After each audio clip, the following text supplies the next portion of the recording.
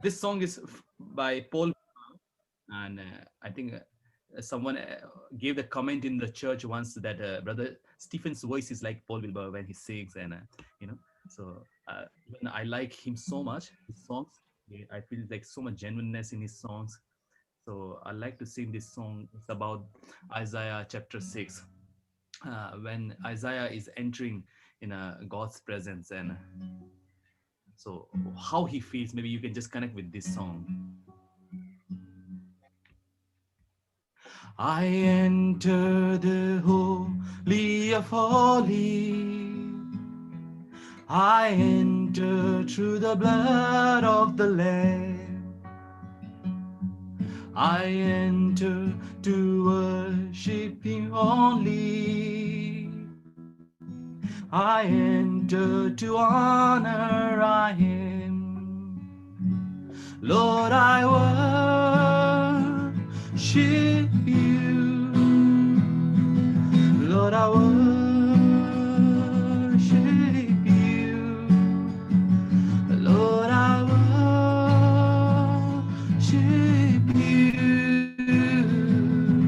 Lord, I worship You. For Your name is holy. Holy, Lord. For Your name is holy. Holy, Lord. Your name alone. For Your name is holy. Holy, Lord.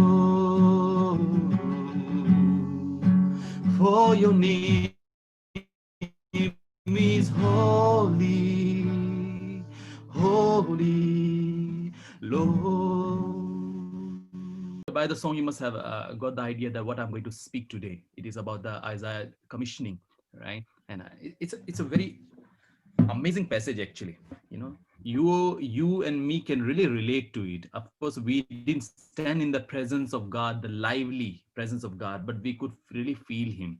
But you and me can really feel like if we stand in the presence of God, how we will be reacting it. We won't be reacting really, we'll be reacting like Isaiah, the trembling before God, because he came to his the human nature, that he is able to, like who he was, he was able to recollect all the things that what am I, what to me, so anyway, today's passage that I'm going to speak is Isaiah 6 and 1 to 8. I'd like to share a little bit. I'll read out this passage to you. In the year that King Uzziah died, I saw the Lord sitting on a throne, high and exalted, and the train of his robe filled the temple. Above him were cherubs, each with 6 wings. With 2 wings they covered their faces. With 2 wings they covered their faces. With 2 they covered their feet, and with 2 they were flying. And they were calling to one another, Holy, holy, holy is the Lord of his glory. At the sound of their voices, the doorposts and thresholds shook, and the temple was filled with smoke. Woe to me, I cried. I'm ruined, for I am a man of unclean lips, and I live among a people of unclean lips. And my eyes have seen the King, the Lord Almighty. Then one of the cherubs flew to me with a live coal in his hand, which he had taken with tongs from the altar. With it he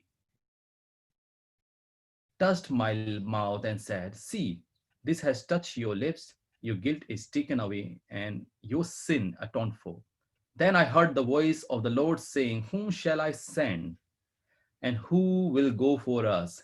And I said, Here am I, send me. Here am I, send me. Commissioning. We have heard this word. What is exactly commissioning? Commission someone. Like I was checking the definition of it. So I'll read out that definition. It says to formally choose someone to do a special piece of work, or to formally ask for a special piece of work from someone. You know, someone is assigned for something by a higher authorities. Now, if someone wants to go to the army, right? I heard Mahir is in a training for 10 days training and having a hard time, right? But like if he wants to be an army officer or something, there is a criteria. He has to finish some certain training, right? And then only like there will be difficult physically, he has to be fit, and then only he'll be assigned for some difficult task, or important task, or he will be commissioned for that. you know so I'll ask someone like, what is the criteria of becoming a chef? Let's just talk about it. What is the criteria? Anyone who likes cooking here? Brother Amal, what is the criteria of becoming a chef? Well, number one, you must have a natural instinct, passion. You should concentrate. You should get the right type of training. Mm. You should be able to use the right type of tools. Yes. And there are various divisions. Chef is a very broad term. What you want to specialize in, that's the main focus you must have. Thank Yes. Thank you. It's so true that if someone wants to be a chef, he has to know the cuisines, different cuisines. He need to know different type of food, ingredients, the right tools, and what temperature food can be. So like, and no one can just become a chef. Just like no one ever entered the kitchen and I give him the designation of, oh, you are and the executive chef in this, like you had to work, right? The same criteria is also in the, if someone wants to work for the civil services. Now we have a brother Sunil, right? He's preparing it so hard for his civil exams. So brother Sunil, what is the criteria of becoming a civil servant in India?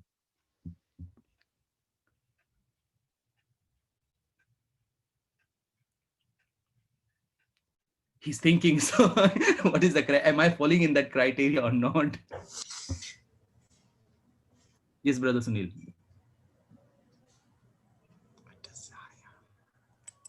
Having good understanding about India and what is the political scenario and society differences in society, Mm. like that. Yes, so true. And first, like I think they need to be intelligent, right? They need to have a sense of humor. They need to be very active in decision making. You know, they cannot be just very laid back. So because they're going to manage things, right? Yes. So same thing, like it's our human criterias we have decided. If we want, we have some positions or something, that is our human criteria. And if someone falls under that criteria, there are certain things. If they falls that criteria, then only they are assigned for and a commission for particular job, right? That is our human uh, standards. But now God standards is not like that at all. I was really comparing it. It is just not like the way we decide things, the we manage things. In 2017, my previous school where I was working, I gave the interview. I think I have to be for this my job, music teacher job, and they took my interview and everything was done, and they selected me as a music teacher. And I joined, and my coordinator came, and she called one more person and to introduce to me, and she said, meet our sir, Mr. So and so, he's our guitar teacher. And meet our sir, and you sir, Mr. Ravi, he's our piano teacher. And I was like on my toe, what piano teacher? I have never touched the piano. What is she introducing? It was something like so funny. I suddenly I got shocked because she introduced. I thought I will be more like a guitar teacher because I know guitar. Piano, I don't have any idea. And I could not tell her that I don't know piano. So what is the choice I had there? Either to just sneak out, chupke se, or to face the challenge now, because I really needed that job. So it was something like I don't know. It was a very funny situation, and I thank God, but God pushed me and I got a small keyboard and I started learning by my own. I will teach and I will prepare the lesson in advance. I'll work hard on myself to teach, and then I'll teach my children. And it went well. And after a year, everyone was happy, you know. But something like a criteria, uh, I was not falling into that criteria. But it's something like my coordinator, though I mentioned, ma'am, a piano teacher, she said, no, you have to do it now, because she had a little idea that I may be hesitating to become a piano teacher. But something like what I want to say, that criteria was not fitting to in my case. But still, they gave me the job, and I thank God that no one caught me, and it was not. I have never faced the embarrassing moment throughout the year. But it's something like in this uh, criteria of God, as we talked about what is the criteria of humans of commissioning someone, but what is the criteria of God commissioning someone? You know, we see here in Isaiah's commissioning, we know who was Isaiah. Isaiah was the prophet. He was a man of God. But he's telling himself, woe to me. I have seen God in his all glorified way. I have seen him sitting on a throne. Woe to me. I am a man of unclean lips. Why he's saying that? You know, we all know that he's a prophet. But if we read the previous chapter 5, you know, you will see there are six woes that he's giving to the people in chapter. Woe to you who add house to house and join fields to fields. Woe to those who rise early in the morning and run after their drinks, you know. And woe to those who drew sin along the courts and deceit. Woe to those who call evil good and good evil. Woe to those who are wise in their own eyes. Woe to those who are heroes and drinking wines, you know. So he's in the previous chapter, he's telling people that woe to you people, woe to you people, you know. You guys are doing wrong, you guys are doing against the gospel, this and that, so many things. But in a chapter 6, what happens? He's telling, woe to me, that I have seen Lord with my own eyes. I'm a man of unclean lips. I'm going to die surely. If he is a man of God, who's who's appointed, who's commissioned to serve God, you know, who, like he himself is telling that I'm going to die. Who are we? Like, where do we stand in that? You know, when we face God, like, I don't know, like he himself, he's not like before also he was prophesying in Isaiah's commissioning in chapter before 6. Before chapter 6 also, he's a prophet, you know. And he's sharing God's word to people, but still he's standing in such a position where he's telling that I'm going to die because I have seen Lord with my own eyes. It looks very, maybe it doesn't sound so very, it looks very fable or something, you know, seeing the vision. But I think we as a Christian, we really need to really think about it. When a man of God whose job is only, you know, to share the God's word, God's speaking to himself directly, and he's talking with people, he's coming to the conclusion that, oh, I'm going to die, I have seen the Lord with my own eye. Who are you and me? And not just he in the Bible, there are many others also in the Bible who have said that, you know, they have seen God. And because God cannot be seen, you know. In Moses asked God that I want to see, and Lord said that no one can see me because I'm sacred, I'm holy. You know, no one can see my face, and if anyone sees, they will die. Moses still insisted, and God said, I'll pass by, you can see my back. So like something like he seeing God sitting on a throne. It was something uh, different, you know. So yes, I'd like to share something here. Criteria of God, you know. What is the criteria of God? As we talked about the commissioning, now what is the criteria of God? We talked about criteria of human being commissioning someone. Now what is the criteria of God? Now criteria of God, the first thing, if we want to be used by God, we want to be commissioned by God for some particular task, I think the first criteria will be from our side acknowledging God, who he is. I think that is the one, the first and all criteria, acknowledging God. You know, how when Isaiah saw God, how he acknowledged him. You know, he prays in a, he was though tremble, but uh, I saw the Lord seated on a throne, high and exalted, and a train of his robe filled with the temple. Above him was cherubs, each with six wings, and the angels were singing, Holy, holy, holy, the Lord Almighty, the whole earth is filled with his glory. So I was also thinking, why three time holy, no?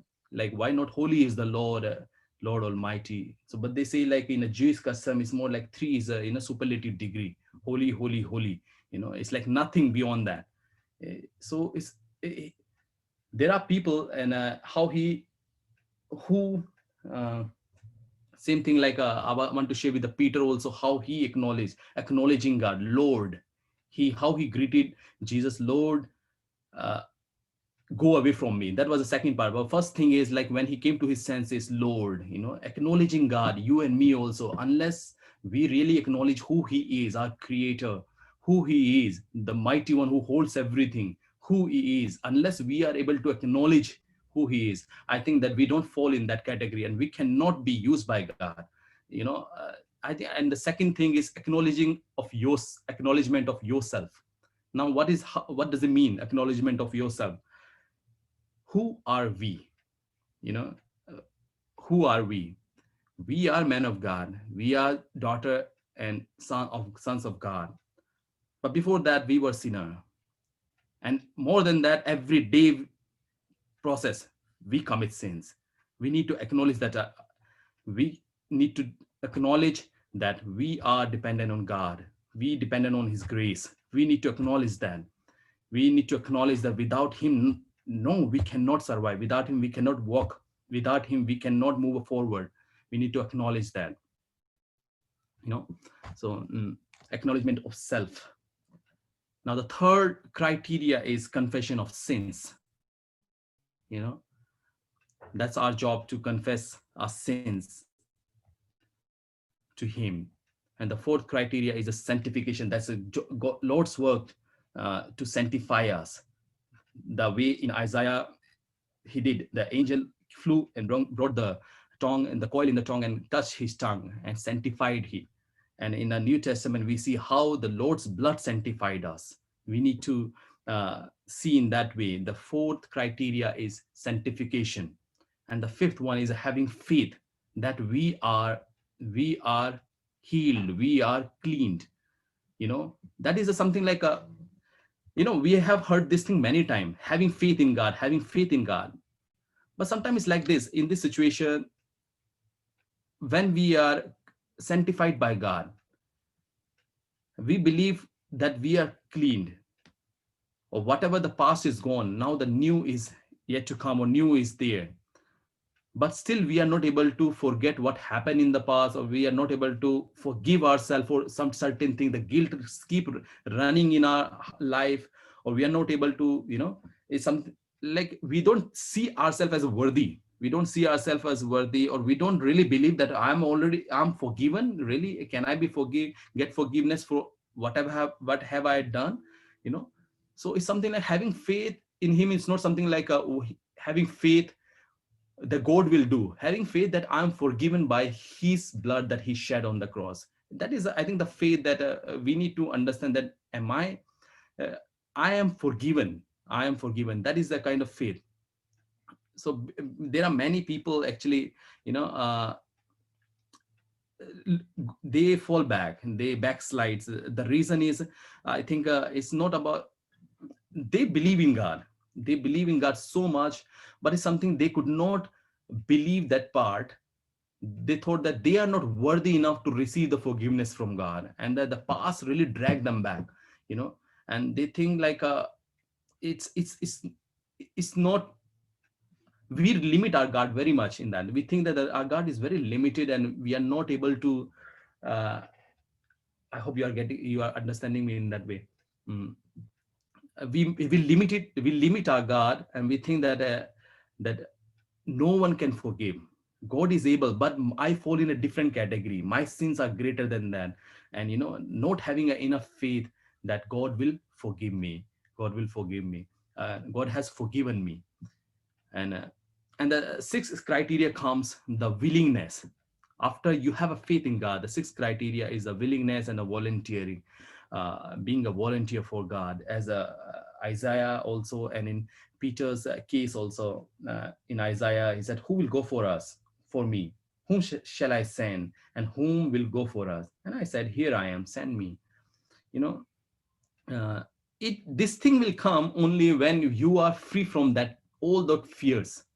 This thing, the number 6 point, the willingness to work for the Lord, and a volunteering for the Lord, it will not come unless you think that you are free. You are free from that you are free from the sins that you have committed. You are got the forgiveness from the Lord. Unless you have that realization, I think that number 6 point will never come. We will always be keep living in a very short, uh, like a scared type of life. We will never be able to influence anyone, or we will never be able to really witness him in anywhere, unless we finish the previous 5 points: acknowledgement of God, acknowledgement of yourself, confession of sin, and sanctification, having faith in him.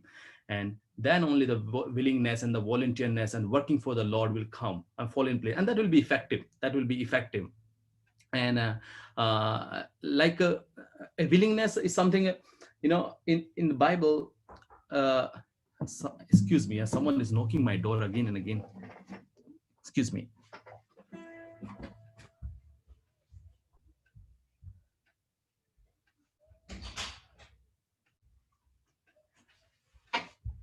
Sorry, that was Anno. She just came back from work. Yeah. So I was saying, number 6 point, the willingness and a volunteer work. You know, mm, in the Bible, there are many who showed the willingness to work for the Lord. We see in every step of work. It was a privilege for all the godly people to work. Daniel is one of them. I think he's one of my favorite. And all the prophets you see, Jeremiah, Isaiah himself, and Moses, Aaron, Peter, all of them. They also went in the beginning with a similar face. Every one of them, they doubted something. They thought that, am I worthy? I'm not good enough, and something like that. But at the end, with the support of God, it was all done. It was all fulfilled. They were able to go with the support of God. So if we see that work they were commissioned, whatever work they were commissioned by God, they were not, it was not like that God left them alone. Okay, this is the work that you guys have to do and it's done. No, it was a God given them some work, and God walked with them in each and every task that they were given. If we see the Moses were given the biggest task to lead the Israelites out of Egypt. But it was not something that Moses' job alone. God walked with him in each and every step. Same thing with Daniel, same thing with David, same thing with Peter, same thing with everyone. Any character you take it in the Bible, it was not like that God given them the task and just, it was more like a boss and the employee thing. The boss is giving them order, they have to do it before the date over. No, it was like the boss was walking with them every step that all the uh, all the character in the Bible you see it. It was, they were not left alone. They were not left alone. you know so willingness and volunteering, it will come when the previous this 5 points, like we really fall in that category. Once again I'll repeat, the acknowledgement of God. We need to acknowledge him, who he is in our lives. Acknowledgement of yourself, who are you, confession, sanctification, and having faith. And that is a very important part. Having faith is just not that God will do. God did it. God did it for you and for me. you know And the last one, I'll say this number 7 point is take a stand. After willingness, the volunteering, when the God given us some task, the commissioning, taking a stand for His name. Like, uh, like it's something like a Peter's example I'll like to share here. Taking a stand for His words is something, when Jesus sat in His boat. I was so impressed when I was reading that passage. Jesus sat in his boat and gave him the order to throw the net. And he said, the Lord, all night we were working, could not catch it. But if you say so, I will throw it. And he threw the net. The net was filled with so many fishes. They were so happy because whole night they could not catch. But in the morning, the net was tearing with the fishes. They called the brother, another boat. They also brought the boat. The other boat was also filled. And suddenly what happened? The sudden entire scenario changed, entire scene changed there. He is into tear. He said, he's not thinking about fishes anymore now. He's saying that, Lord, go away from me. I'm a sinful man. And Lord said, I'll make you a fisher of men now. And you know what next part they did? They brought their boats, they left it there. Bible says, uh, let me read out to you that one. So they pulled their boats up on the shore, left everything, and followed him. Men left everything. They were working like their town was the Galilee. Like everyone was dependent on the sea fishing and all, sea business, fishes business. And they left everything there. Peter must be having a family. I think he had a family because he has a mother-in-law, right? He must be having a children also, though Bible doesn't mention. But something, he didn't care about anything. He left everything. He said, I'll follow. And he followed them. And I don't see it anywhere in the Bible in the further that they were lacking something. They were, their family was lacking something. I don't, Bible don't recall it, you know, but it's something like people became a fan of Peter. People were following Peter also, we see in the, after in the book of Acts, people were a fan of Peter. So it's something like taking a stand. What God said, he did. God said, followed me. And without left and right seeing, he followed. It's something is applicable in our lives also, yours and mine also. Sometimes it's like we are not having enough faith, or enough guts to really believe in God's voice. We know that it is a God's voice, but we are not having enough faith to act upon it. you know we are not willing, the willingness and the being volunteer. In that case, we don't have that kind of guts. But for that, I think we are failing in the previous points, as I said. So I think we really need to ponder on this certain thing, the criteria of God. I don't see there is someone need to be so intelligent, or someone need to be so full of resourceful to be used by God, to be used by God. I don't see it anywhere in the Bible that someone has some special qualities. But it was very simple. It was very simple that they need to acknowledge God, who God is in their life, and they need to acknowledge themselves. Who are they? Where they fall in in the Christian journey? Where they fall in? It's something in not having a pride, because pride, I think, is the one of the. Uh, it's like sometimes when we are loving so much, we started thinking ourselves superior also, that I'm a spiritual person, But it's something a Christian life, Christian and sin, they go together actually. We need to keep ourselves separate, but it's something like someone said, very well said, that a Christian will keep committing sin every day, but a Christian person cannot keep living in sin every day. So it's something we need to realize ourselves, that we are sinner, we do sin, we commit sin. And but we need God in that. The same way, if we want to be used, if we want to be a history maker, we have to uh, have these we need to keep these things in our mind, certain things in mind. Yes. Uh, s- I'll just like to share one simple story. Abhi, what happened in the last week? You know, where I have academy. There is a one neighbor of mine who we are friends, but this boy who is like sometimes he get his mood swings. He's very moody, and the particular day he was so moody, and I could not understand why he is that like this. Always behaves in such a way, and I became angry because I didn't become angry on him, but I was like, I lost my peace of mind. And I went to my academy, and a whole day I was thinking about the why he's doing like this, behaving such a way. I went home, I was thinking about it. I didn't share with my wife. Though next day, my wife asked me, what happened exactly? Why you are so down like that? And I could not share, but the evening came, then I shared about 2 days, it was like 48 hours.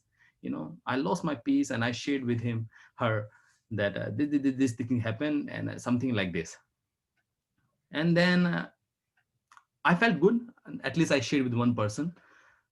But it's like then I received a message from my wife, and she messaged, Ravi, do not let someone else's behavior lost your peace that you have it, you know because it's something like when other people also see our peace, they are blessed. you know and I said, it's so true. And I called this boy, and and yesterday we went for some short ride. We went somewhere like around 100-kilometer area only, and he was so happy. I took initiative to at least talk with him again, and to willing, because how will I, if I will also not talk with him, how will I be able to really present anything about God to him? But that thing came to me, and it was like the willingness and the volunteer thing is really breaks the barrier. There are lots of opportunities are waiting when you show your willingness for the Lord. You show your you know concern for the Lord. There are lots of opportunities. So open the uh, let's just come out a little bit. We show more willingness for the Lord. So my message is today, I'll conclude it falling. The criteria of God is completely different than criteria of humans. That human standard that we have set for certain things, but God's criteria is completely different, my dear ones. And I really want you all to really ponder on it, because this is so practical. I find it, in our daily life we become so busy, but not really able to see. We all want to be used by God, but we think, oh, God will use us, God will use us. But like how, if we uh, don't really move out little bit, we need to put effort from our side also. God will use definitely. And just remember these certain points, as I said: the acknowledgement of God, acknowledgement of yourself, confession of sin, sanctification, having faith in him, willingness, and take a stand for his name. May God bless you all. I'm done. Thank you so much.